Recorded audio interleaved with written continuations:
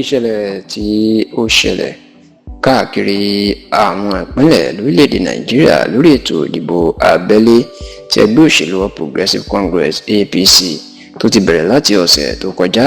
ìyẹn òpin ọ̀sẹ̀ tó kọjá wọnú ọ̀sẹ̀ tí a wà nínú ẹ̀ yìí. Àbájáde àwọn èsì ètò ìdìbò náà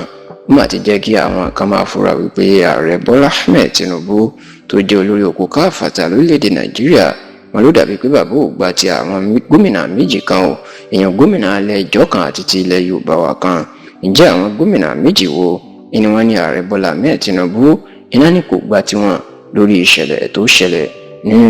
ètò ìdìbò abẹ́lé ti ẹgbẹ́ òṣèlú APC tó bẹ̀rẹ̀ láti ọ̀sẹ̀ tó kọjá, tó sì jẹ́ pé àwọn gómìnà náà àti nǹkan tó fà á ní tẹlifíṣàn Yorùbá Tòótọ́ ni la mú wá nínú ìròyìn tí a fẹ́ gbé fún yín yìí.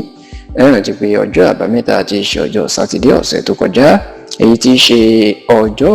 kẹrìndínlógún nínú oṣù karùn-ún ọdún yìí, the 16th of May 2026, ní ètò ìdìbò abẹ́lé ẹgbẹ́ òṣèlú APC láti yan àwọn olùdíje tí ó ṣojú wọn nínú ètò ìdìbò gbogbogbò ọdún tó ń bọ̀ ló bá bẹ̀rẹ̀. Ètò ìdìbò abẹ́lé sí ilé ìgbìmọ̀ aṣòfin kékeré l'Àbújá Federal House of Representatives Àbújá ìlú mà kọ́kọ́ bẹ̀rẹ̀ káàkiri orílẹ̀-èdè Nàìjíríà lọ́jọ́ àbámẹ́ta tí í ṣe ọjọ́ sátidé ọ̀sẹ̀ tó kọjá, nígbà tó sì tó di ọjọ́ ajé tí í ṣe ọjọ́ Monday ọ̀sẹ̀ tá a wà nínú èyí, èyí tí í ṣe ọjọ́ kejìdínlógún nínú oṣù karùn-ún ọdún 2026, the 18th of May 2026, nínú ètò ìdìbò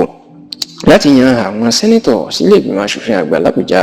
ènìyàn náà wáyé, tó sì jẹ́ pé ní ọ̀sẹ̀ yìí náà ẹni tí àwọn aṣòfin ìpínlẹ̀ members of House of Assembly ní tiwọn náà wáyé o, kó tó di tàwọn gómìnà náà yóò wáyé, kó tó jẹ́ pé ti ààrẹ ẹni yóò kásẹ̀ ńlẹ̀ ní ọ̀sẹ̀ tí a wà nínú ẹ̀ yìí. Ṣùgbọ́n ìṣẹ̀lẹ̀ tó máa ṣẹlẹ̀ ní ìpínlẹ̀ Rivers àti ìpínlẹ̀ Ondo inú màá ti jẹ́ káwọn èèyàn kan máa fura wípé ààrẹ Bọ́lá Ahmed Tinubu kò gba ti àwọn gómìnà méjèèjì, èèyàn gómìnà ìpínlẹ̀ Ondo àti gómìnà ìpínlẹ̀ Rivers, èèyàn gómìnà Lucky Orímiṣàn Ayédatiwa ti ìpínlẹ̀ Ondo àti gómìnà Sim Fubara ti ìpínlẹ̀ Rivers. Ohun tó fà á fẹ́fẹ́ sọ báyìí ni wípé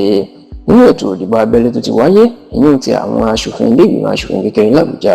Federal House of Representatives, ọ̀pọ̀ àwọn ọmọlẹ́yìn Orímiṣàn Ayédatiwa ti ìpínlẹ̀ Ondo ní àwọn ẹgbẹ́ òṣèlú APC náà jádànù tí wọn àjà rí tíkẹ́ẹ̀tì ẹgbẹ́ gbà. Bákan náà ló sì torí fún Fubara ní ìpínlẹ̀ Rivers, tó jẹ́ pé àwọn ọmọlẹ́yìn bàbá àṣàlẹ̀ tí àárín wọn ti dàrú tó jẹ́ mínísítà ọ̀rọ̀ ìlú Àbújá lásìkò yìí Nyesom Wike ní àwọn APC wọn já rí tíkẹ́ẹ̀tì gbà. Ọ̀rọ̀ la sì gbọ́ pé